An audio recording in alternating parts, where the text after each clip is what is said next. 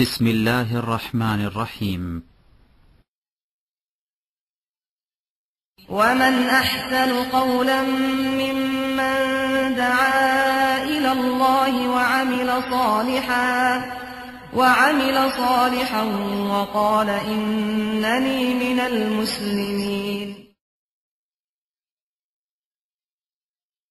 السلام عليكم ورحمة الله وبركاته.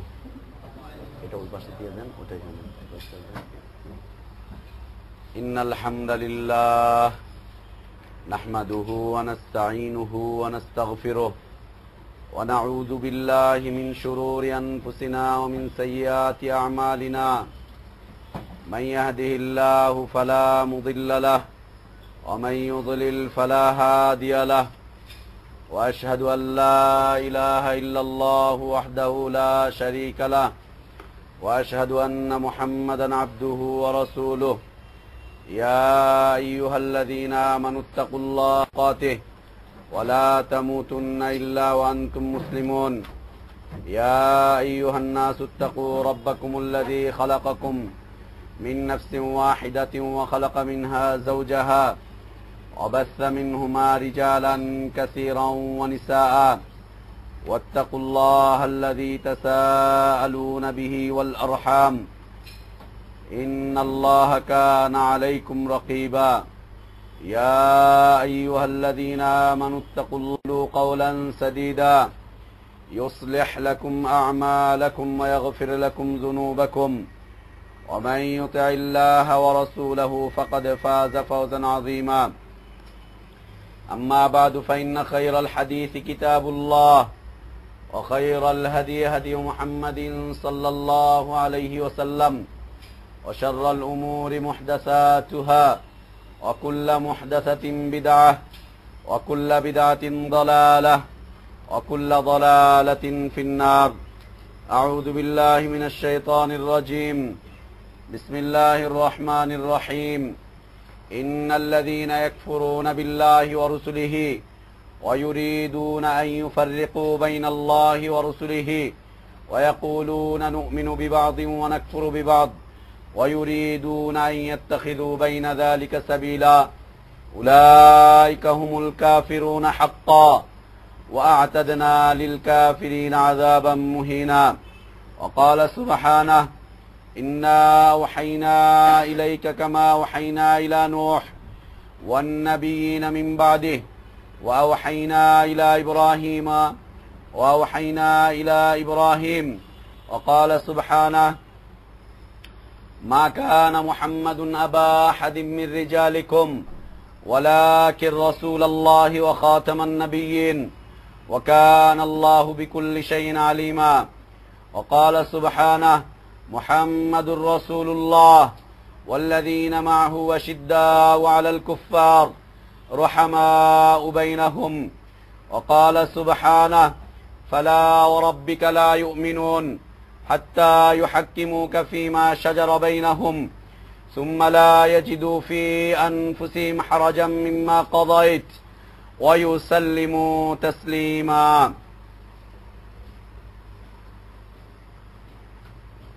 وقال رسول الله صلى الله عليه وسلم: لا يؤمن أحدكم حتى أكون هواه تبعا لما جئت به।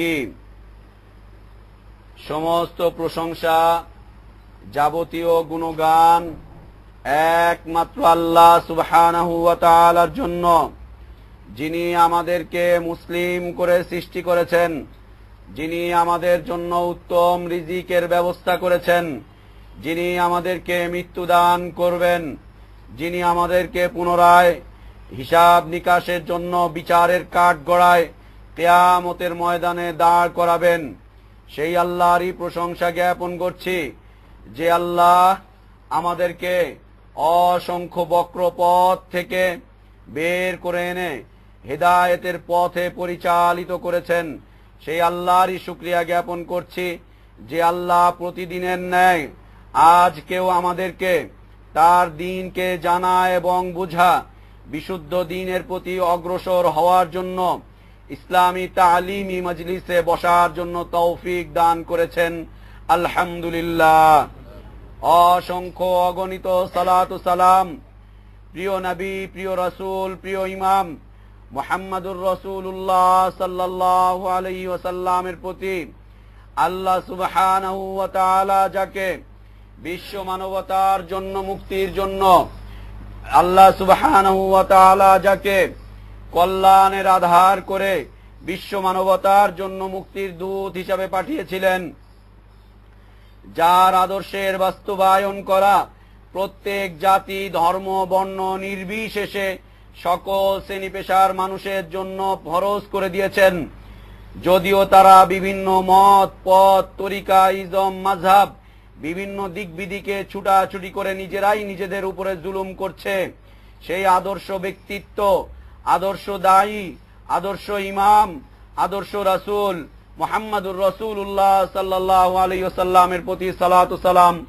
আল্লাহুম্মা সাল্লি আলা মুহাম্মদ ওয়া আলা আলি মুহাম্মদ কামা সাল্লাইতা আলা ইব্রাহিম ওয়া আলা আলি ইব্রাহিম ইন্নাকা হামিদুম মাজিদ। আল্লাহুম্মা বারিক আলা মুহাম্মদ ওয়া আলা আলি মুহাম্মদ কামা বারাকতা আলা ইব্রাহিম ওয়া আলা আলি ইব্রাহিম ইন্নাকা হামিদুম মাজিদ। সম্মানিত দ্বীনী মুসলিম ভাই এবং বোনেরা, আমরা একটি মৌলিক বিষয়ের নিয়মতান্ত্রিক আলোচনা পেশ করে যাচ্ছিলাম। সেটি হচ্ছে তিনটি মূলনীতি, যে সম্পর্কে প্রত্যেকটা মানুষকে জানতে হবে। তিনটি মূলনীতির মধ্যে হতে প্রথম মূলনীতি মান রব্বুকা, এ বিষয়ে আমাদের আলোচনা শেষ হয়ে গিয়েছে। দ্বিতীয় মূলনীতি অমা দীনুকা, এই দিন তিনটা ভিত্তির উপরে বা তিনটা বিষয়ের সমন্বিত প্রতিষ্ঠিত হয়েছে দিন। তিনটা বিষয়ের সমন্বয়ে দিন নির্ভর করছে। দিনের স্তম্ভ হচ্ছে তিনটি: ইসলাম, ঈমান, ইহসান। ইসলাম পাঁচটি স্তম্ভের উপরে ভিত্তি করে দাঁড়িয়ে আছে। তার মধ্যে হতে এক নম্বর হচ্ছে লা ইলাহা ইল্লাল্লাহ মুহাম্মাদুর রাসূলুল্লাহ সাল্লাল্লাহু আলাইহি ওয়াসাল্লাম এ কথার সাক্ষ্য দেওয়া। দ্বিতীয় স্তম্ভ হচ্ছে সালাত প্রতিষ্ঠা করা। তৃতীয় স্তম্ভ হচ্ছে যাকাত আদায় করা। চতুর্থ স্তম্ভ হচ্ছে দ্বিতীয় স্তম্ভ হচ্ছে সিয়াম পালন করা। তৃতীয় স্তম্ভ হচ্ছে যাকাত আদায় করা। না হলো, ইসলামের প্রথম ভিত্তি হচ্ছে লা ইলাহা ইল্লাল্লাহ মুহাম্মাদুর রাসূলুল্লাহর সাক্ষ্য দেওয়া। দ্বিতীয় স্তম্ভ হচ্ছে সালাত প্রতিষ্ঠা করা। তৃতীয় স্তম্ভ হচ্ছে যাকাত আদায় করা। চতুর্থ স্তম্ভ হচ্ছে রমাদান মাসে সিয়াম পালন করা। পঞ্চম স্তম্ভ হচ্ছে যাদের সামর্থ্য রয়েছে, পথ খরচ রয়েছে, বাইতুল্লাহর তোয়াফের জন্য বা হজ করার জন্য বাইতুল্লাহ পর্যন্ত পৌঁছানো। ইসলামের দ্বিতীয় স্তর হচ্ছে ঈমান। ঈমানের স্তম্ভ হচ্ছে 6টি। তার মধ্যে হতে প্রথম হচ্ছে আল্লাহর প্রতি ঈমান, দ্বিতীয়ত মালাইকার প্রতি ঈমান, তৃতীয়ত রাসূল কিতাবের প্রতি ঈমান, চতুর্থত রাসূলদের প্রতি ঈমান, পঞ্চম আখিরাত দিবসের প্রতি ঈমান, ষষ্ঠ তাকদীরের ভালো এবং মন্দের প্রতি ঈমান। প্রিয় উপস্থিতি, ঈমানের তিনটি স্তম্ভের প্রতি আমরা দলিল ভিত্তিক সংক্ষিপ্ত তত্ত্ববহুল আলোচনা পেশ করেছিলাম। আজকে আমাদের আলোচনার বিষয়বস্তু হচ্ছে ঈমান বির রসুল, রসুলদের প্রতি ঈমান। রসুলদের প্রতি ঈমান। প্রিয় উপস্থিতি, আমরা গতকালকে কিতাবের প্রতি ঈমান সম্পর্কিত আলোচনা পেশ করতে গিয়ে কিতাব সম্পর্কিত কিছু বিভ্রান্তিকর ধারণাকে আপনাদের সামনে উপস্থিত করেছিলাম। আজকে সেই সমস্ত কিতাব সমূহতে একটি কিতাব হানাফি মাযহাবের প্রধান কিতাব, হানাফি মাযহাবের প্রধান কিতাব আল হিদায়া, যে কিতাবের ব্যাপারে আমরা গতকালকে আলোচনা পেশ করেছিলাম, সেই কিতাবের অনুবাদ কপি ইসলামিক ফাউন্ডেশন থেকে যেটি ছেপেছে সেটি আজকে আপনাদের সামনে আমি পেশ করার জন্য চেষ্টা করছি। এ হচ্ছে আল হিদায়া কিতাব, ইসলামিক ফাউন্ডেশন থেকে ছেপেছে। ইসলামিক ফাউন্ডেশন থেকে ছাপা আল হিদায়া কিতাবের অনুবাদক হচ্ছেন আবু তাহের মিসবাহ সাহেব, এবং যার মাধ্যমে যার পরিচালনায় এই কিতাবের প্রকাশ ঘটেছিল, তিনি হচ্ছেন আব্দুর রব সাহেব। এ হচ্ছে আল হিদায়া কিতাবের অনুবাদ কপি, এ হচ্ছে প্রথম পৃষ্ঠা। অনুবাদক এখানে সেই বিষয়টাকে তুলে ধরেছেন। তিনি লিখেছেন আরবিতে, ইন্নাল হিদায়াতা কাল কুরআন قد نسخت ما صنفوا قبله في الشرع من الكتب فأحفظ قواعدها وأسلك مسالكها يسلم مقالك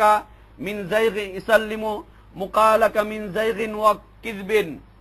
তিনি এর অনুবাদ করতে গিয়ে একটুখানি হেরফের করে উল্লেখ করেছেন, পরিপূর্ণভাবে এই শব্দটা যেভাবে অনুবাদ করার কথা ছিল হুবহু সেইভাবে অনুবাদ না করে তিনি একটু হেরফের করে এটাকে একটু গোজামাই মিল দিয়ে অনুবাদ করার প্রচেষ্টা চালিয়েছেন। অনুবাদের ক্ষেত্রে তিনি লিখেছেন, অপ্রতিদ্বন্দ্বিতার দিক থেকে কোরআনের মতোই আল হিদায়া গ্রন্থ রচিত হয়েছে। অপ্রতিদ্বন্দ্বিতার দিক থেকে যেমন কোরআনুল কারীমকে আল্লাহ সুবহানাহু ওয়া তাআলা আমাদের জন্য পাঠিয়েছেন, তিনি উল্লেখ করছেন অপ্রতিদ্বন্দ্বিতার দিক থেকে কোরআনের মতোই আল হিদায়া গ্রন্থ রচিত হয়েছে। নাউজুবিল্লাহ। তিনি আরো লিখেছেন, শরীয়তের বিষয়ে এর আগে এ ধরনের কোন কিতাব রচিত হয়নি। শরীয়তের বিষয়ে এর আগে এই ধরনের কোন কিতাব রচিত হয়নি। নাউজুবিল্লাহ, কোরআনও রচিত হয়নি। এবং তিনি লিখেছেন, তুমি এ নীতিমালা সংরক্ষণ করো এবং এর প্রদর্শিত পথ অনুসরণ করো।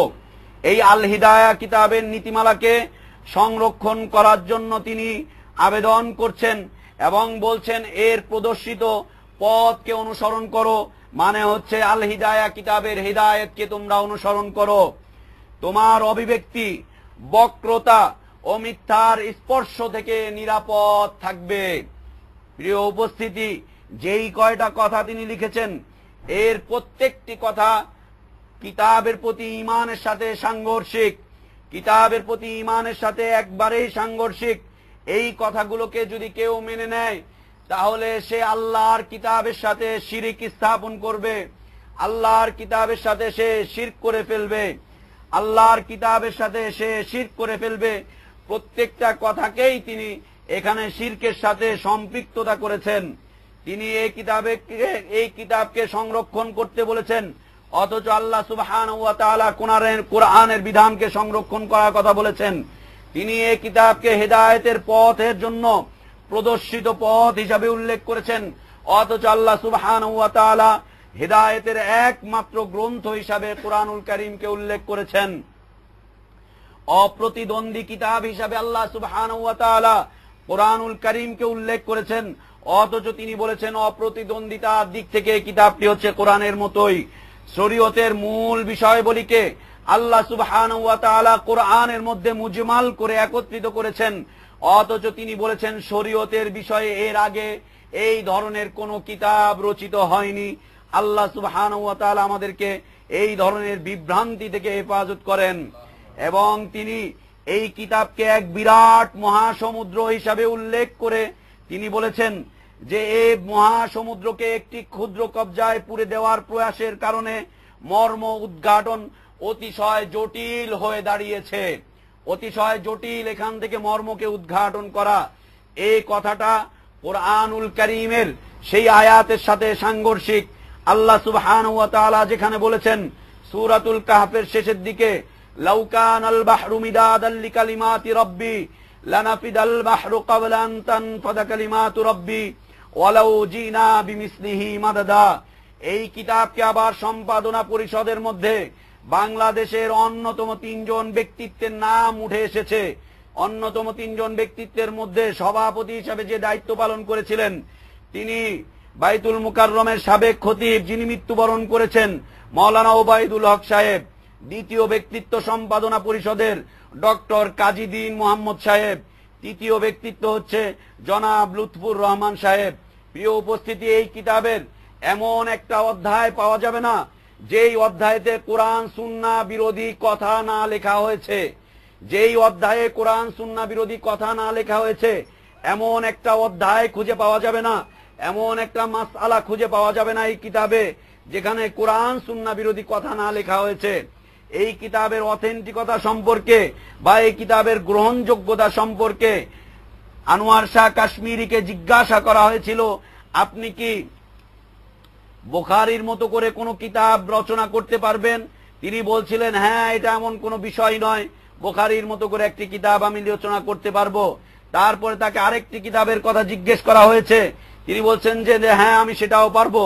তার সামনে যখন উপস্থাপন করা হলো যে আপনি আল হিদায়ার মতো করে কোনো একটা কিতাবকে কি আপনি রচনা করতে পারবেন, তিনি তার কথাকে উল্লেখ করে বলছেন, আল হিদায়ার মতো একটা কিতাব রচনা করা তো অসম্ভব বিষয়, বরং আল হিদায়াতে যেই কয়টা বিষয়ের উল্লেখ করা হয়েছে সেই বিষয়সমূহতে একটা বিষয় পর্যন্ত আমি লেখার ক্ষমতা রাখি না। নাউযুবিল্লাহ। এ কোরআনের উপরে নিয়ে যাওয়া হয়েছে এই কিতাবের অবস্থানকে, কোরআনের উপরে এই কিতাবের অবস্থানকে উল্লেখ করা হয়েছে। এমন একটা অধ্যায় পাওয়া যাবে না, সালাতের অধ্যায়, যাকাতের অধ্যায়, সিয়ামের অধ্যায়, তাহারতের অধ্যায়, এমন একটা অধ্যায় পাওয়া যাবে না যেই অধ্যায়ে এই কিতাবের মধ্যে কোরআন এবং সুন্নাহর বিপরীত আলোচনা করা না হয়েছে। এই কিতাব অনুবাদ করা হয়ে গেছে, ইসলামিক ফাউন্ডেশন থেকে ছেপেছে অনেক আগেই।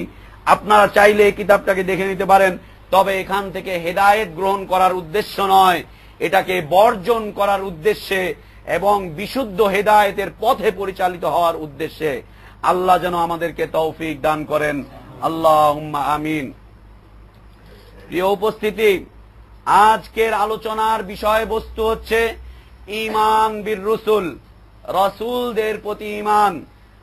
আর রসুল শব্দটি হচ্ছে আরবি শব্দ, এর অর্থ হচ্ছে বার্তাবাহক, কাসেদ, যার কাছে বার্তা আসে এবং যিনি বার্তাটাকে মানুষের কাছে পৌঁছে দেন, যিনি দূত, তিনি হচ্ছেন রসুল। রসুলুন হচ্ছে এক বচন, রসুলুনের বহু বচন হচ্ছে রসুল। আল্লাহ সুবহানাহু ওয়া তাআলা এই পৃথিবীতে অসংখ্য নবী রসুলকে পাঠিয়েছেন। এই অসংখ্য নবী রসুলের প্রতি ঈমান, এই অসংখ্য নবী রসুলদের প্রতি ঈমান হচ্ছে মুসলিম উম্মার ঈমানের মধ্য হতে একটি স্তম্ভ, মুসলিম উম্মার ঈমানের স্তম্ভের মধ্য হতে একটি স্তম্ভ। এই রসুল শব্দ দ্বারা উদ্দেশ্য হচ্ছে, রসুল হচ্ছেন তারাই মানুষের মধ্য থেকে যাদের নিকট শরীয়ত সংক্রান্ত বিষয় ওহী করা হয়েছে এবং তা মানুষের নিকট প্রচার করার জন্য, তাবলীগ করার জন্য নির্দেশ করা হয়েছে। পৃথিবীতে প্রথম নবী রসুল হচ্ছেন নূহ আলাইহিস সালাতু ওয়াস সালাম এবং সর্বশেষ রসুল হচ্ছেন মুহাম্মাদুর রাসূলুল্লাহ সাল্লাল্লাহু আলাইহি ওয়াসাল্লাম। এই রসুলদের প্রতি ঈমান, একজন রসুলকে ঈমান আনবো আর অন্য রসুলকে অস্বীকার করব, তাহলে ঈমানের পূর্ণতা আসবে না। প্রথম থেকে নিয়ে শেষ পর্যন্ত যত নবী রসুলকে আল্লাহ সুবহানাহু ওয়া তাআলা পাঠিয়েছিলেন, প্রত্যেক নবী রসুলের প্রতি ঈমান আনতে হবে। যাদের নাম আমরা জেনেছি এবং যাদের নাম আমরা জানিনি, প্রত্যেকের উপরে পরিপূর্ণভাবে ঈমান আনতে হবে। সবার প্রতি ঈমান এনে একজনকেও যদি কেউ ছেড়ে দেয়, তাহলেও তার ঈমানের পূর্ণতা আসবে না। প্রত্যেকের প্রতি ঈমান আনলো আর একজনকে অস্বীকার করলো, তাহলে সে কাফের হয়ে যাবে। সেই কুফরিটা কখনো ইয়াহুদীদের মতো হবে, সেই কুফরিটা কখনো নাসারাদের মতো হবে।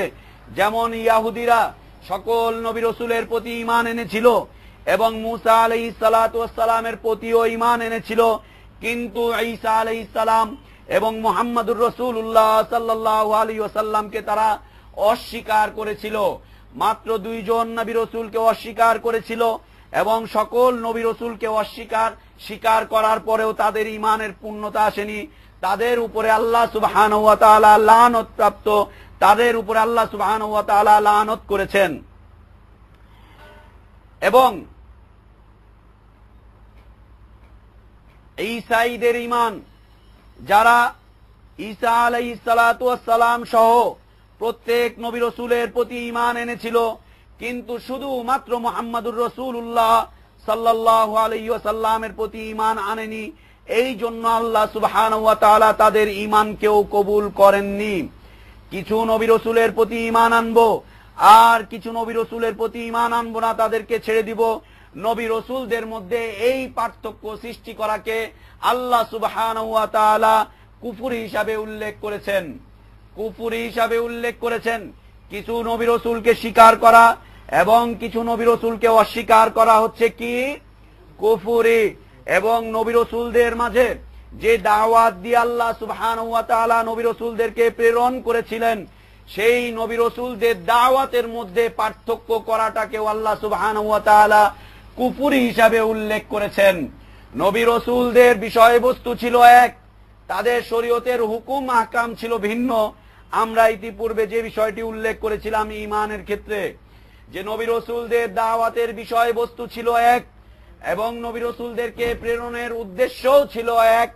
যে ব্যক্তি নবী রাসূলদের মধ্য হতে কিছু নবী রাসূলকে স্বীকার করবে আর কিছু নবী রাসূলকে অস্বীকার করবে, তার যেমন ঈমানের পূর্ণতা আসবে না, ঠিক এমনি ভাবে নবী রাসূলদের আহ্বানের মধ্যে, তাদের দাওয়াতের মধ্যে এবং দাওয়াতের বিষয়বস্তুর মধ্যে যদি কেউ পার্থক্য সৃষ্টি করে, তার ওই ঈমানের পূর্ণতা আসবে না।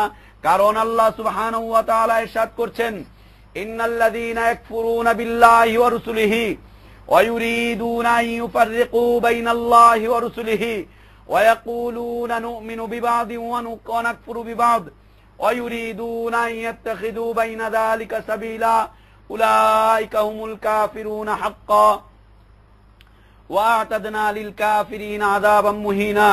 সূরা নিসা 150 151 নম্বর আয়াত। আল্লাহ সুবহানাহু ওয়া তাআলা ইরশাদ করছেন, নিশ্চয়ই যারা কুফরি করেছে আল্লাহর সাথে এবং তার রাসূলের সাথে, ওয়ায়ুরিদুনা ইউফাররিকু বাইনাল্লাহি ওয়া রাসূলিহি, এবং আল্লাহ এবং তার রাসূলের মধ্যে আনুগত্যের ক্ষেত্রে যে ব্যক্তি পার্থক্য সৃষ্টি করে, ওয়ায়াকুলুনা নু'মিনু বিবা'দ ওয়া নাকফুরু বিবা'দ, এবং যারা বলে যে আমরা কিছু অংশের প্রতি ঈমান আনলাম, কিছুর প্রতি ঈমান আনলাম, ওয়া নাকফুরু বিবা'দ, এবং কিছুকে আমরা অস্বীকার করলাম, কুফরি করলাম, ওয়ায়ুরিদুনা আন ইয়াত্তাখিযু বাইনা যালিকা সাবিলা, এবং তারা ইচ্ছা করে, তাদের ইচ্ছা হচ্ছে আন ইয়াত্তাখিযু বাইনা যালিকা সাবিলা, এই দুইটার মধ্যবর্তী একটা নতুন পথকে তারা চালু করে দিবে। নবী রাসূলদের দাওয়াতের মধ্যে যারা মতপার্থক্য সৃষ্টি করে, তাদের উদ্দেশ্য হচ্ছে নবী রাসূলদের দাওয়াতের মধ্য হতে আরেকটা নতুন পথকে উন্মোচন করা, নতুন পথকে রচনা করা, নতুন একটা পথের দিকে মানুষকে আহ্বান করা, যেইটাকে আল্লাহ সুবহানাহু ওয়া তাআলা কুফর হিসাবে উল্লেখ করেছেন। আল্লাহ সুবহানাহু ওয়া তাআলা বলেন, উলাইকা হুমুল কাফিরুনা হাক্কা, যারা এই কাজটা করবে তারা সত্যই হচ্ছে কাফের। যারা নবী রাসূলদের মধ্যে পার্থক্য সৃষ্টি করবে তারা হচ্ছে কাফের। যারা নবী রাসূলদের দাওয়াতের মধ্যে পার্থক্য সৃষ্টি করবে তারা হচ্ছে কাফের। নবী রাসূলদের মিশন ভিশনের মধ্যে যারা পার্থক্য সৃষ্টি করবে, তারা নতুন পথকে উন্মোচন করতে চেষ্টা করবে, নতুন পথকে তারা রচনা করতে চেষ্টা করবে, তারা হচ্ছে কি? কাফের। আল্লাহ তাআলা আমাদেরকে অসংখ্য মত এবং পথ ইজম থেকে আল্লাহ আমাদেরকে হেফাজত করে বিশুদ্ধভাবে নবী রাসূলদের পথে পরিচালিত হওয়ার তৌফিক দান করেন। আল্লাহুম্মা আমিন। প্রিয় উপস্থিতি, পৃথিবীতে সর্বপ্রথম যেই রাসূল এসেছিলেন তার নাম হচ্ছে নূহ আলাইহিস সালাতু ওয়াস সালাম। নূহ আলাইহিস সালাতু ওয়াস সালামকে সর্বপ্রথম রিসালাত দিয়ে আল্লাহ সুবহানাহু ওয়া তাআলা পাঠিয়েছিলেন। আর পৃথিবীতে সর্বপ্রথম যে নবী এসেছিলেন তিনি হচ্ছেন আমাদের পিতা আদম আলাইহিস সালাতু ওয়াস সালাম। আদম আলাইহিস সালাতু ওয়াস সালাম থেকে নূহ আলাইহিস সালাতু ওয়াস সালাম পর্যন্ত যতজন ব্যক্তিত্ব এসেছিলেন শরীয়তের বিভিন্ন বিষয় নিয়ে, তারা ছিলেন নবী। আর এর মধ্যে এই আদম নূহ আলাইহিস সালাতু ওয়াস সালামকে সর্বপ্রথম আল্লাহ সুবহানাহু ওয়া তাআলা রিসালাত দিয়ে ভূষিত করে, তাকে রিসালাত দিয়ে সম্মানিত করেছিলেন। নূহ আলাইহিস সালাতু ওয়াস সালাম তিনি নবীও ছিলেন, তিনি রাসূলও ছিলেন। নবী বলা হয় যিনি পূর্বের শরীয়ত অনুযায়ী, পূর্বের কিতাব অনুযায়ী তার জাতিকে আহ্বান করে যান, তিনি হচ্ছেন কে? নবী। আর রাসূল হচ্ছেন যাকে নতুন কিতাব দেওয়া হয়, নতুন কিতাব যার কাছে আসে তিনি হচ্ছেন কে? রাসূল। যিনি রাসূল তিনি অবশ্যই নবী এবং রাসূল। আর যিনি রসুল তিনি শুধুমাত্র যিনি রসুল তিনি অবশ্যই নবী এবং রসুল, আর যিনি নবী তিনি শুধুমাত্রই নবী। নবী পূর্বের কিতাবকে অনুসরণ করে চলেন, আর রসুলগণ নতুন কিতাব প্রাপ্ত হন। যেই নতুন কিতাবে যদি আল্লাহ মনোনীত পূর্বের ধর্মটিও থাকে তাহলে থাকতেও পারে। যেমন আমরা আমাদের কুরআনুল কারীম সম্পর্কে জেনেছি যে অতীতে যতগুলো আসমানি কিতাব ছিল, আসমান থেকে অবতীর্ণকৃত দিন ছিল, প্রত্যেক দিনের কল্যাণগুলোকে আল্লাহ সুবহানাহু ওয়া তাআলা ইসলামের মধ্যে সম্পৃক্ত করে দিয়েছেন। নূহ আলাইহিস সালাতু ওয়াস সালাম সম্পর্কে আল্লাহ সুবহানাহু ওয়া তাআলা ইরশাদ করছেন সূরা নিসার 163 নম্বর আয়াতে, তিনি বলছেন ইন্না আওহাইনা ইলাইক কামা আওহাইনা ইলা নূহ ওয়ান নাবিয়িনা মিন বাদিহি। আল্লাহ সুবহানাহু ওয়া তাআলা মুহাম্মদুর রাসূলুল্লাহ সাল্লাল্লাহু আলাইহি ওয়াসাল্লামকে সম্বোধন করে বলছেন, নিশ্চয় আমি তোমার প্রতি ওহী অবতীর্ণ করেছি, এমন ওহী যা নূহ আলাইহিস সালাতু ওয়াস সালামকে নূহের কাছে যা আমি অবতীর্ণ করেছিলাম, এবং নূহের পরে যে সমস্ত নবীরা এসেছিল তাদের প্রতিও আমি যে বিষয়টাকে অবতীর্ণ করেছিলাম ঠিক একই বিষয় আমি তোমার কাছেও অবতীর্ণ করেছি। নূহ আলাইহিস সালাতু ওয়াস সালামের কওম, সর্বপ্রথম পৃথিবীতে শিরকের সূচনা হয়েছিল কোন জাতির কাছে? নূহ আলাইহিস সালাতু ওয়াস সালামের কাছে। সর্বপ্রথম শিরকের সূচনা হয়েছিল কোথায়? নূহ আলাইহিস সালাতু ওয়াস সালামের জাতির কাছে। শিরক সম্পর্কিত আলোচনার সময় আমরা শিরকের এক তথ্যবহুল ইতিহাস পেশ করতে চেষ্টা করব ইনশাআল্লাহ। নূহ আলাইহিস সালাতু ওয়াস সালামের জাতি, তাদের জাতির মধ্য হতে কিছু সংখ্যক নেককার ব্যক্তিদের ইবাদত করা শুরু করে দিয়েছিল, তাদের সামনে শ্রদ্ধা পেশ করা শুরু করেছিল, তাদের জন্য মান্নত করা শুরু করেছিল, তাদের কাছে দোয়া করা শুরু করেছিল, তাদের সামনে নীরবে নিভৃতে দাঁড়ানো শুরু করেছিল, তাদের কাছে ভক্তি শ্রদ্ধা পেশ করা শুরু করেছিল, এবং তারা আল্লাহ সুবহানাহু ওয়া তাআলাকে ছেড়ে দিয়ে এই কয়েকজন মানুষের ইবাদত করা শুরু করেছিল। সেই পরিবেশ এবং পরিপ্রেক্ষিতে আল্লাহ সুবহানাহু ওয়া তাআলা নূহ আলাইহিস সালাতু ওয়াস সালামকে রিসালাত দিয়ে প্রেরণ করেছিলেন। ঠিক একই রকম রিসালাত দিয়ে প্রেরণ করেছিলেন আমাদের প্রিয় নবী মুহাম্মদুর রাসূলুল্লাহ সাল্লাল্লাহু আলাইহি ওয়াসাল্লামকে। প্রিয় উপস্থিতি, ঈমান বির রসুল এটা হচ্ছে ঈমানে মুজমাল। ঈমান বির রসুল এটা হচ্ছে কি? ঈমানে মুজমাল, সকল নবী রাসূলদের প্রতি ঈমান। আর শুধুমাত্র মুহাম্মদুর রাসূলুল্লাহ সাল্লাল্লাহু আলাইহি ওয়াসাল্লামের প্রতি স্পেশাল ঈমান হচ্ছে ঈমানে মুফাসসাল। সকল নবী রাসূলের প্রতি ঈমান আনার সাথে সাথে আলাদাভাবে মুহাম্মদুর রাসূলুল্লাহ সাল্লাল্লাহু আলাইহি ওয়াসাল্লামের প্রতি ঈমান এনে তার আনুগত্য করাটা হচ্ছে ঈমানে মুফাসসাল। কেননা তাকে মুহাম্মদুর রাসূলুল্লাহ সাল্লাল্লাহু আলাইহি ওয়াসাল্লামকে আল্লাহ সুবহানাহু ওয়া তাআলা যা দিয়ে আমাদের কাছে প্রেরণ করেছিলেন তার প্রতি পরিপূর্ণভাবে বিস্তারিতভাবে ঈমান আনতে হবে, এবং তাকে আমাদের জন্য নবী এবং রসূল করে আল্লাহর পক্ষ থেকে মনোনয়ন দিয়ে দেওয়া হয়েছে। এই জন্য তার প্রতি আমাদেরকে পরিপূর্ণভাবে ঈমান আনতে হবে। প্রিয় উপস্থিতি, রসূলদের প্রতি ঈমান চারটি বিষয়ের সাথে সম্পৃক্ত।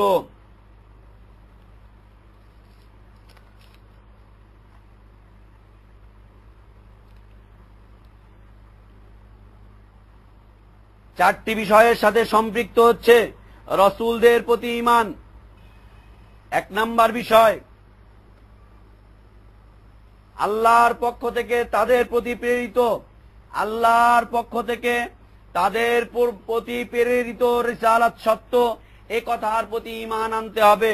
রসূলদের প্রতি যে রিসালাতকে প্রেরণ করা হয়েছে, এই রিসালাত আল্লাহর পক্ষ থেকে সত্য হিসাবে প্রেরিত হয়েছে, এ কথার প্রতি ঈমান আনতে হবে। ঈমান বির রসূলের দ্বিতীয় স্তম্ভ বা দ্বিতীয় বিষয় হচ্ছে নাম জানা এবং না জানা সকল নবী রসূলের প্রতি ঈমান আনতে হবে। আমরা কুরআনুল কারীমে 25 জন নবী রসূলের নাম জেনে থাকি। এছাড়া আরো অসংখ্য নবী রসূলকে আল্লাহ সুবহানাহু ওয়া তাআলা যুগের পর যুগ ধরে পাঠিয়েছেন উম্মতকে কল্যাণের পথে আহ্বান করার জন্য। এই নাম জানা এবং না জানা সকলের প্রতি ঈমান আনতে হবে। নবী রসূলদের প্রতি ঈমানের তৃতীয় বিষয় হচ্ছে তাদের সম্পর্কে বিশুদ্ধ সূত্রে যা এসেছে তার প্রতি ঈমান আনতে হবে। বিশুদ্ধ সূত্রে তাদের প্রতি যা এসেছে তার প্রতি ঈমান আনতে হবে। ঈমান বির রসুলের চতুর্থ বিষয় হচ্ছে যা তাদের মধ্যে হতে যাকে আমাদের জন্য নির্ধারণ করা হয়েছে, যাকে আমাদের জন্য মনোনয়ন দিয়ে পাঠানো হয়েছিল, তার শরীয়ত অনুযায়ী তার শরীয়তের প্রতি পূর্ণ ঈমান এনে তার শরীয়ত অনুযায়ী আমল করতে হবে।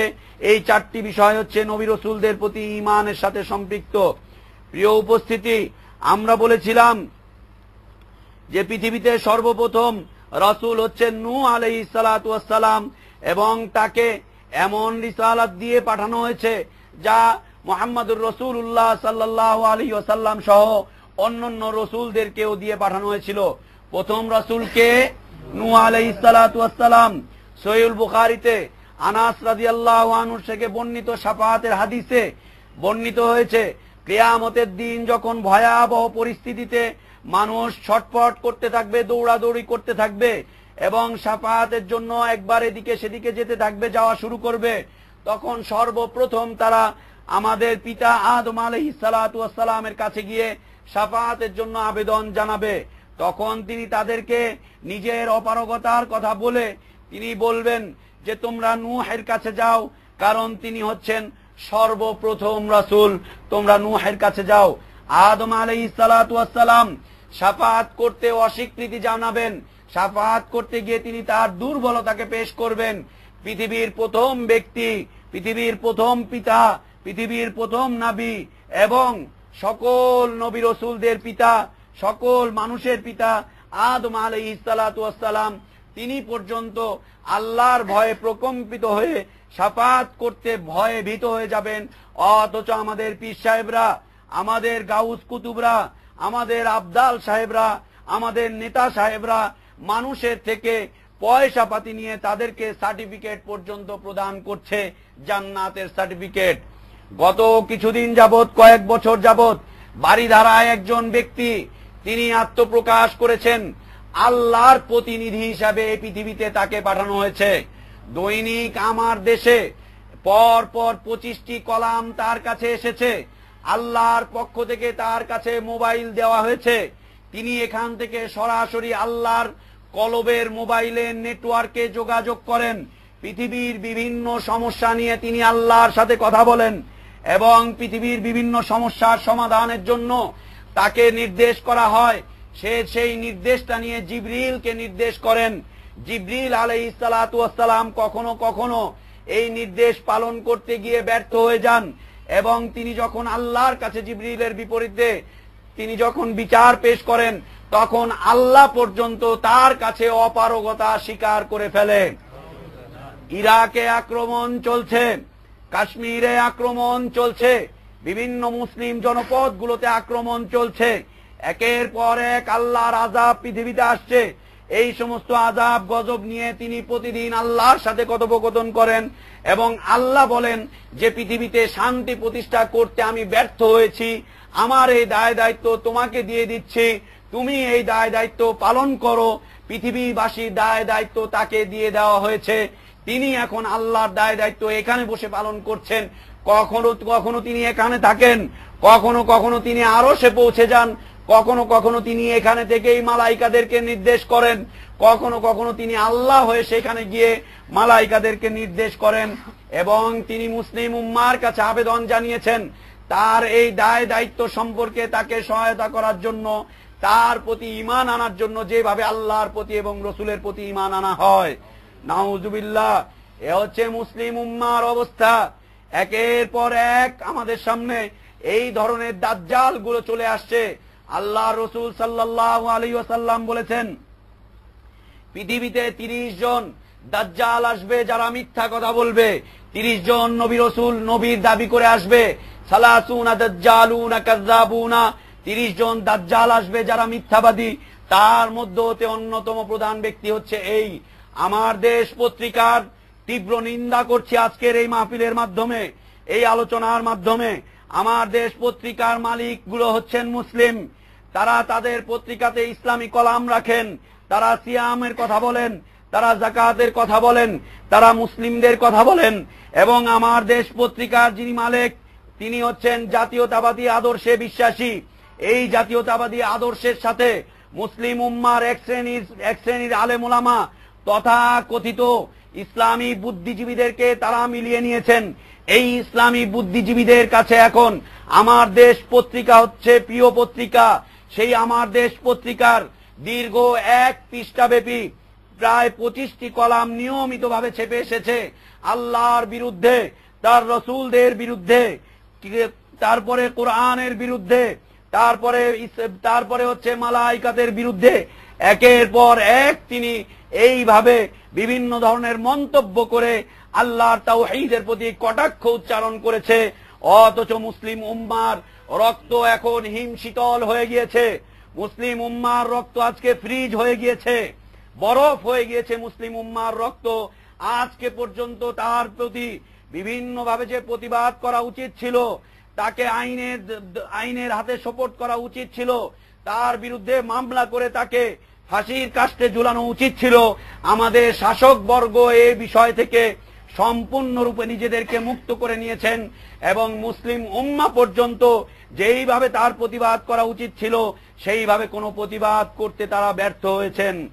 এই রকম আর একটা দাজ্জাল, এই রকম আর একটা কাযযাব মিথ্যাবাদী হচ্ছে ঢাকার রাজারবাগের পীর সাহেব। তিনি নিয়মিত কলাম লিখে যাচ্ছেন, একটা পত্রিকা আল ইসলাহ নামে তিনি পত্রিকা ছাপছেন প্রতিদিন, দৈনিক আল ইসলাহ।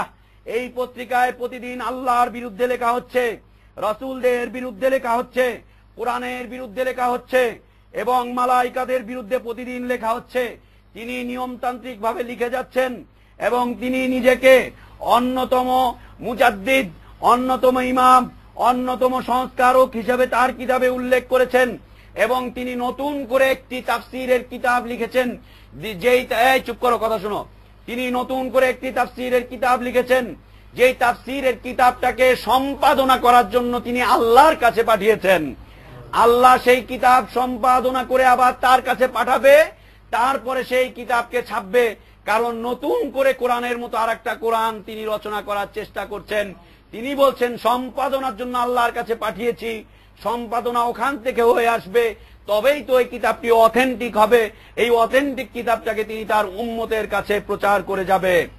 এইভাবে একের পর এক দাজ্জালগুলোর আবির্ভাব ঘটছে আমাদের দেশে। মুসলিম উম্মার রক্তগুলো হিমশীতল হয়ে গিয়েছে।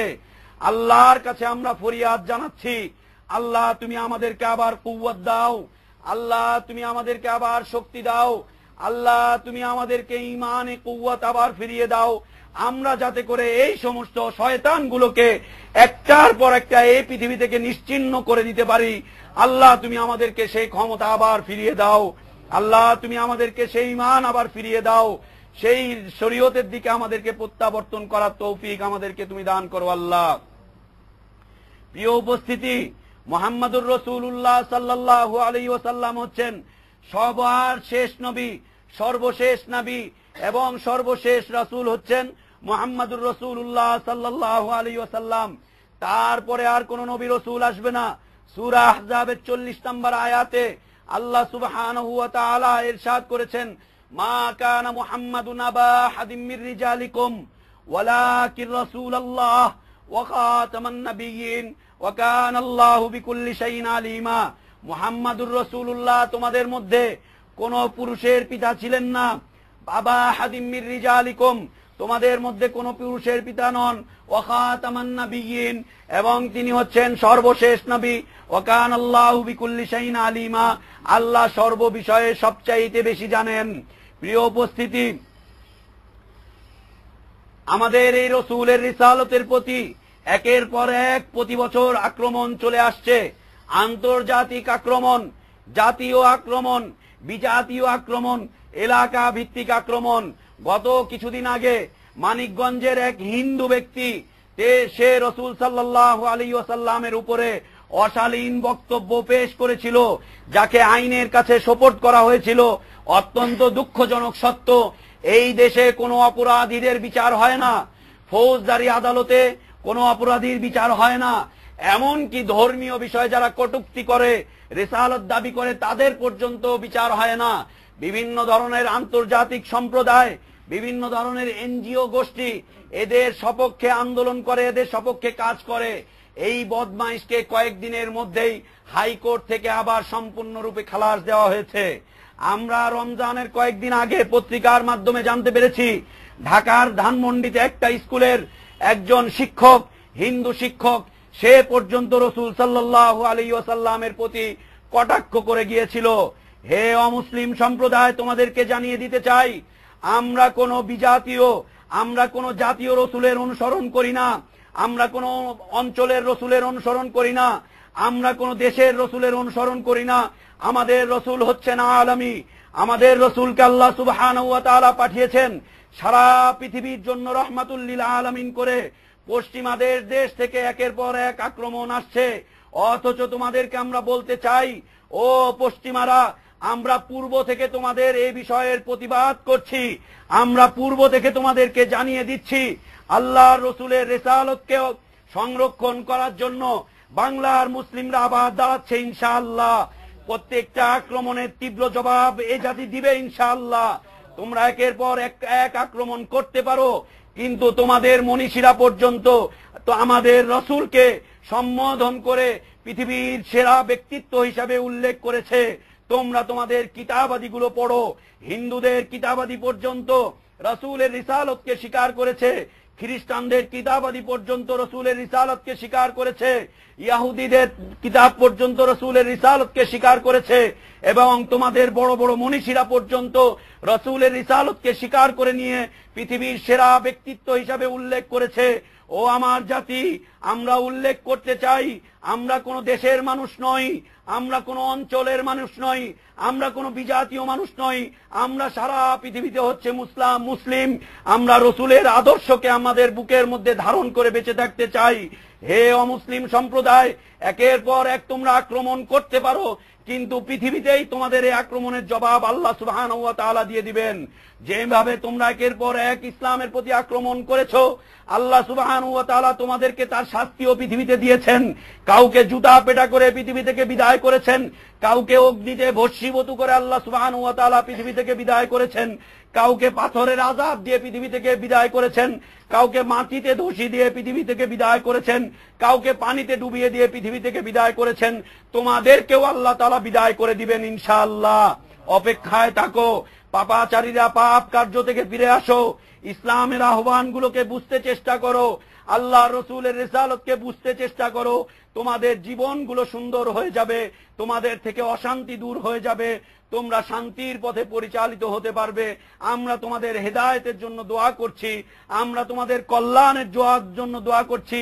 আল্লাহ, আজকে যারা এভাবে একের পর এক আমাদের নবীর প্রতি আক্রমণ করে যাচ্ছে, আল্লাহ তাদেরকে তুমি হেদায়েত করো। আল্লাহ, তারা অজ্ঞ জাতি, আল্লাহ তারা জাহেল জাতি, তারা আমার নবীকে চেনে না, তারা আমাদের রসুলকে চেনে না। আল্লাহ, তুমি তাদেরকে হেদায়েত দান করো। আল্লাহ, তাদের নসিবে যদি হেদায়েত না থেকে থাকে, তাদেরকে তুমি লাঞ্ছিত করে পৃথিবী থেকে বিদায় করে দাও। আল্লাহ, প্রিয় উপস্থিতি, পৃথিবীতে এমন কোন জাতি আসেনি যেই জাতির কাছে আল্লাহ সুবহানাহু ওয়া তাআলা নবী অথবা রাসূলদেরকে পাঠাননি। সূরা নাহলের 36 নম্বর আয়াতে আল্লাহ সুবহানাহু ওয়া তাআলা ইরশাদ করছেন, ওয়ালাকাদ বাআসনা ফী কুল্লি উম্মাতির রাসূলা আন ইয়াবুদুল্লাহা ওয়াজতানিবুত তাগুত। প্রত্যেক জাতির কাছে আল্লাহ সুবহানাহু ওয়া তাআলা রাসূলকে পাঠিয়েছেন, তাদের একটাই শুধুমাত্র আহ্বান ছিল, আন ইয়াবুদুল্লাহ, এক আল্লাহর ইবাদত করো, ওয়াজতানিবুত তাগুত, এবং সকল প্রকার তাগুতকে তোমরা বর্জন করো। আল্লাহ ছাড়া যত কিছুর ইবাদত করা হয় সকল প্রকার মাবুদদেরকে তোমরা বর্জন করো। সূরা ফাতিরের 24 নম্বর আয়াতে আল্লাহ সুবহানাহু ওয়া তাআলা ইরশাদ করেছেন, ওয়া ইম মিন উম্মাতিন ইল্লা খালা ফিহা নাযীর। অতীতে এমন কোন জাতিগত হয়নি যাদের কাছে আল্লাহ সুবহানাহু ওয়া তাআলা ভীতি প্রদর্শনকারীদেরকে পাঠাননি। আল্লাহ সুবহানাহু ওয়া তাআলা সূরা মায়েদার 44 নম্বর আয়াতে ইরশাদ করছেন, ইন্না আনজালনাত তাওরাতা ফিহা হুদান ওয়া নূর। নিশ্চয়ই আমি তাওরাতকে অবতীর্ণ করেছি, তার মধ্যে রয়েছে হেদায়েত এবং তার মধ্যে রয়েছে আলো।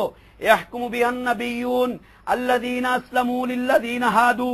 যারা হেদায়েত পেয়েছে, যারা আত্মসমর্পণ করেছে, তাদের কাছে নবীরা এর মাধ্যমে বিভিন্নভাবে হুকুম পরিচালনা করে যেতেন, হুকুমকে বাস্তবায়ন করতেন।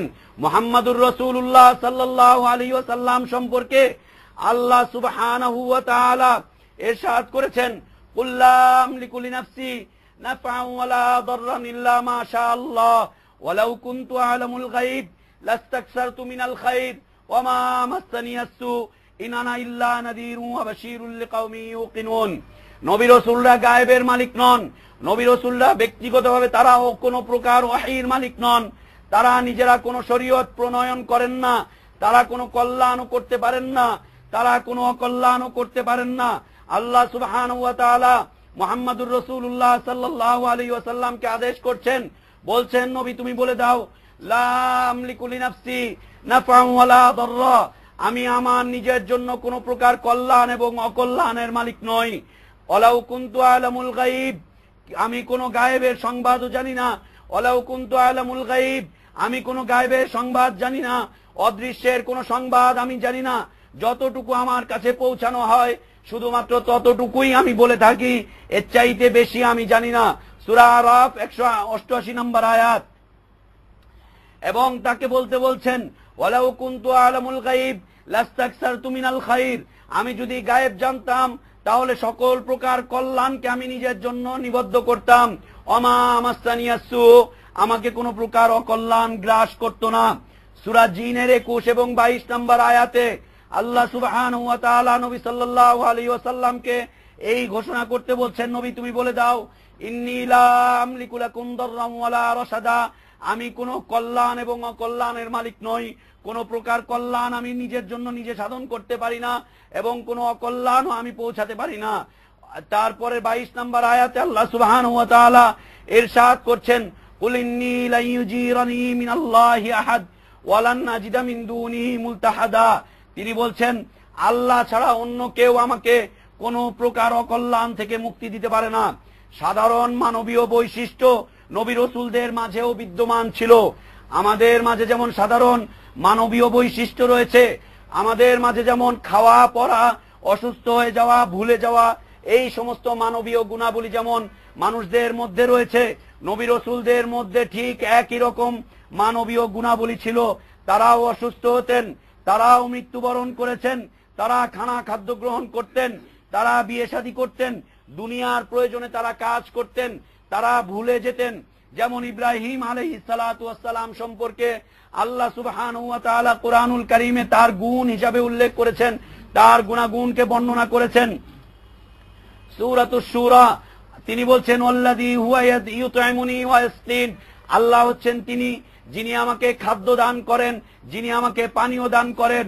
ওয়া ইযা মারিতু ফাহুয়া ইয়াশফিন, আমি যখন অসুস্থ হয়ে পড়ি তিনি আমাকে শেফা দান করেন। ওয়াল্লাযী ইউমিতুনি সুম্মা ইউহয়িন, এবং আমাকে যখন মৃত্যু গ্রাস করে নিবে অতঃপর তিনি আমাকে আবার জীবন দান করবেন। নবী সাল্লাল্লাহু আলাইহি ওয়াসাল্লাম তিনি বলছেন, ইন্নামা আনা বাশারুম মিসলুকুম আনসা কামা তানসাউন ফাইদা নাসিতু ফাযকুরুনি, মুত্তাফাকুন আলাইহি, বুখারী এবং মুসলিমের হাদিস। আল্লাহ রাসূল সাল্লাল্লাহু আলাইহি ওয়াসাল্লাম বলছেন, আমি তোমাদের মতোই একজন মানুষ, তোমরা যেমন ভুলে যাও আমিও তেমন ঠিক তেমনই ভুলে যাই। আমি যখন ভুলে যাব তখন তোমরা আমাকে মনে করিয়ে দিও। আল্লাহ সুবহানাহু ওয়া তাআলা সূরাতুল কাহফের শেষের দিকে উল্লেখ করেছেন যে, নবী তুমি বলে দাও, ইন্নামা আনা বাশারুম মিসলুকুম, আমি হচ্ছি তোমাদের মতোই মানুষ, কিন্তু আমার স্পেশালিটি, আমার বিশেষ বৈশিষ্ট্য হচ্ছে আমার কাছে ওয়াহী আসে এবং তোমাদের কাছে ওয়াহী আসে না। আল্লাহ সুবহানাহু ওয়া তাআলা প্রত্যেক নবী রাসূলকে তার দাস হিসাবে বিশেষ বিভীষণে বিশেষ সিফাত দিয়ে ভূষিত করেছেন। তার প্রত্যেক নবী রাসূলকে তিনি দাস হিসাবে উল্লেখ করেছেন। যেমন আল্লাহ সুবহানাহু ওয়া তাআলা নূহ আলাইহিস সালাতু ওয়াস সালাম সম্পর্কে বলেছেন যে নূহ হচ্ছে ইন্নাহু কানা আবদান শাকুরা, নূহ হচ্ছে আল্লাহর একজন দাস, আল্লাহর বান্দা, কৃতজ্ঞতা স্বীকারকারী বান্দা। মুহাম্মাদুর রাসূলুল্লাহ সাল্লাল্লাহু আলাইহি ওয়াসাল্লামকে পর্যন্ত আল্লাহ সুবহানাহু ওয়া তাআলা তার দাস হিসেবে উল্লেখ করেছেন। সূরা ফুরকানের 1 নম্বর আয়াতে তিনি বলছেন, তাবারাকাল্লাযী নাযালাল ফুরকান আলা আবদিহি লিয়াকুনা লিল আলামিন নাযীরা, বরকতময় সেই সত্তা যিনি ফুরকানকে অবতীর্ণ করেছেন, বরকতময় কে? একমাত্র আল্লাহ সুবহানাহু ওয়া তাআলা। বরকতের একচ্ছত্র মালিকানা কার হাতে? আল্লাহর হাতে। বরকতের একচ্ছত্র মালিকানা কার হাতে? আল্লাহর হাতে।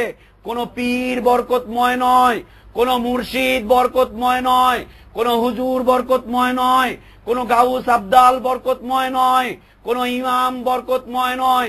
আল্লাহ ছাড়া অন্যরা যে সমস্ত কিতাব রচনা করেছে ভিন্ন পথে মানুষকে পরিচালনা করার জন্য, সেই সমস্ত কিতাব বরকতময় নয়। পীরের থুতুতে কোনো বরকত নেই, পীরের পেশাবে কোনো বরকত নেই, পীরের জামার মধ্যে কোনো বরকত নেই, পীরের লাঠিতে কোনো বরকত নেই, পীরের পাগড়িতে কোনো বরকত নেই, পীরের জামা কাপড়ের মধ্যে কোনো বরকত নেই, পীরের খাদ্যের মধ্যে কোনো বরকত নেই। বরকতের একচ্ছত্র মালিকানা কার হাতে? আল্লাহর হাতে। তিনি যাদেরকে চান তাদেরকে বরকত দান করেন। বরকতময় ব্যক্তি হিসাবে আল্লাহ সুবহানাহু ওয়া তাআলা শুধুমাত্র নবী রাসূলদেরকে বরকতময় করে পাঠিয়েছিলেন, এবং তারা যখন মৃত্যুবরণ করেছে তাদের বরকত আল্লাহ সুবহানাহু ওয়া তাআলা উঠিয়ে নিয়ে চলে গেছেন। কোরআনুল কারীমে এই বিষয়ে বিস্তারিত আলোচনা এসেছে। আমরা যদি কখনো সুযোগ পাই বরকতের আলোচনায় সেই বিষয়ে আলোচনা পেশ করব ইনশাআল্লাহ। আমরা শুধুমাত্র এতটুকু বলতে চাই, হুজুরের মধ্যে বরকত নেই, হুজুরের তালিমে বরকত নেই, হুজুরের কিতাবে বরকত নেই, হুজুরের দেহের মধ্যে বরকত নেই। তারপরে মিলাদ মাহফিলের মধ্যে যে সমস্ত সিন্নি বিতরণ করা হচ্ছে, যেটাকে তাবারুক নামে বাংলার মাটিতে পরিচালনা করা হয়েছে, তাবারুক নামে যার পরিচয় দেওয়া হয়েছে, আসলে এটা তাবারুক নয়, এটা হচ্ছে আল্লাহর গজব। এই মাজারের সিন্নিগুলো তাবারুক নয়, মিলাদ মাহফিলের সিন্নি মিষ্টিগুলো তবারক নয়, এগুলো হচ্ছে আল্লাহর পক্ষ থেকে লানত প্রাপ্ত খাদ্য। এইগুলো গ্রহণ করা জায়েজ নেই, এগুলোকে বর্জন করতে হবে। আল্লাহ সুবহানাহু ওয়া তাআলা মুহাম্মদুর রাসূলুল্লাহ সাল্লাল্লাহু আলাইহি ওয়াসাল্লামকে দাস হিসেবে আখ্যায়িত করে বলছেন, তাবারাকাল্লাযী নাযালাল ফুরকান, বরকতময় সত্তা তিনি ফুরকানকে অবতীর্ণ করেছেন আলা আবদিহি, তার দাসের কাছে। কেন? লিয়াকুনা লিল আলামিন নাযীরা, যেন জগৎবাসীকে তিনি ভীতি প্রদর্শন করতে পারেন। আল্লাহ সুবহানাহু ওয়া তাআলা ইব্রাহিম আলাইহিস সালাম, ইয়াকুব আলাইহিস সালাম, তারপরে ইসহাক আলাইহিস সালাম, তাদেরকে পর্যন্ত দাস হিসাবে আখ্যায়িত করেছেন।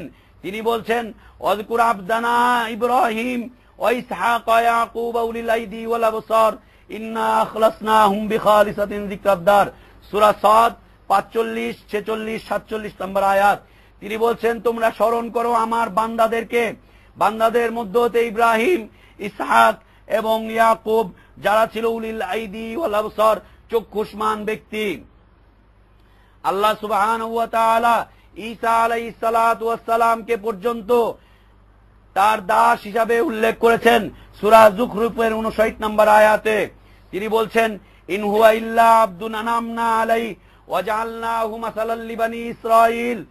তাকে আল্লাহ সুবহানাহু ওয়া তাআলা দাস করে পাঠিয়েছেন, এবং তার উপরে আল্লাহ সুবহানাহু ওয়া তাআলা নিয়ামতকে পাঠিয়েছেন, নিয়ামত পাঠিয়েছেন তাকে, তার উপরে আল্লাহ সুবহানাহু ওয়া তাআলা, এবং তাকে আল্লাহ সুবহানাহু ওয়া তাআলা